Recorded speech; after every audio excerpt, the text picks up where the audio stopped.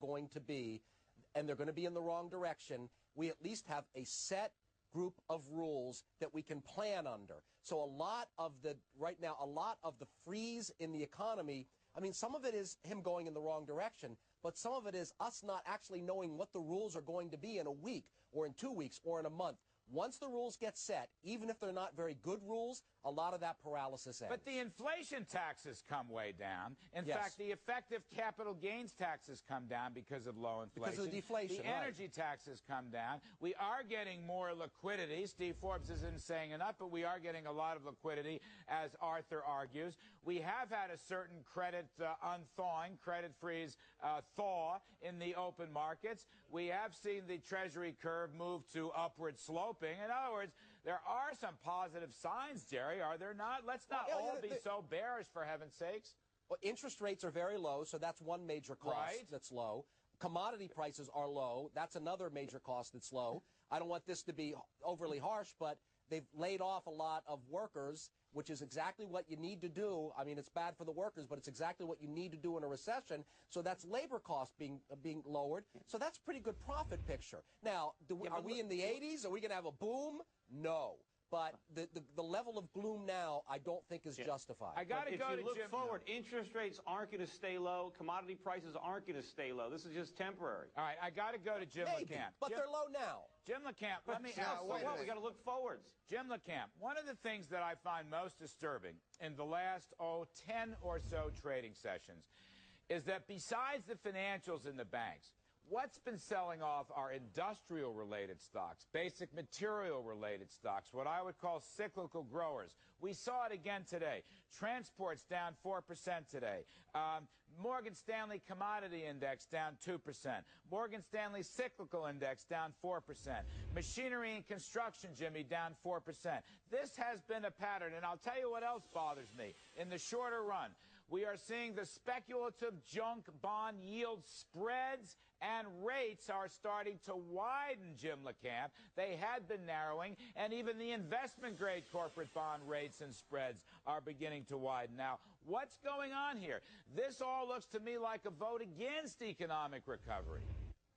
Absolutely, and if you look at all the spreads in the market, the ones that the government are not directly involved with, in other words, the private sector spreads, those are all too high. Jumbo mortgage rates are still too high. The notion that we're going to do something with mortgages and there's going to be this massive demand for refis and it's going to heal the housing market when we already have way too much inventory on the market in the first place, people are being laid off at accelerating rates, delinquencies are accelerating, foreclosures are accelerating, and today's housing numbers were the worst in 12 years. We have a long way to go. In the meantime, the toxic assets are getting more toxic every day because policy has not been credible. So what are you doing about it? What are you doing about it? You were talking to me, I think, about corporate bonds a while back. Now, they've had a setback. Are you still going there? Yeah, short-term, high-grade corporate bonds is mostly where we've played, a few convertible bonds. The muni bond market is really in disarray right now because there's municipalities around the country that are really struggling. But because that market's in disarray and inefficient, there's some opportunities in that market. And we also like gold. I don't think inflation is here yet. I think we have to get through deflation first. Then we'll see a massive rally in gold. I want to hear, Art Laffer, in view of your worries, what is your investment strategy right now? Well, I think, Larry, you have to be very careful and very safe with your assets. I mean, this is a time when I think taking a wild position is the wrong thing to do. I like liquidity. I like keeping very secure assets. I think Jim is correct about gold. I think that's a very good place to be. And just bottom line, I think you go to cash as much as you can. Peter Schiff, are you still shorting the dollar? Because the dollar keeps getting stronger and stronger as you are shorting it. The dollar is up again today. It's not really making new highs from where it was a few months ago. The DXY is up over a percentage point today, Peter. Come on. The DXY, the dollar index is up a percent. The dollar index is not making a new high. But look, how do you know that? Wait a second. How do you know that, Peter? It's up 8% for the year to date.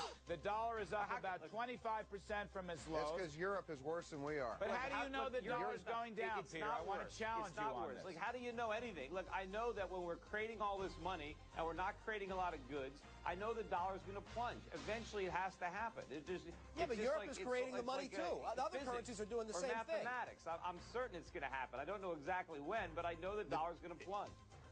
It's only pretty by comparison. Europe is in far worse shape than we are, and their banking system is in far worse shape. Oh, yes, it is. Yeah, because they loaned us so much money. It's because of bad loans to America. Steve Forbes, do you think the Fed from us? The size of your Eastern European loans dwarfs the size of the U.S. subprime market. Steve Forbes, you think the Fed should be buying more bonds and pushing in more money? Peter Schiff and Art Laffer are saying the Fed has pushed in too much money. Who's right here, Steve?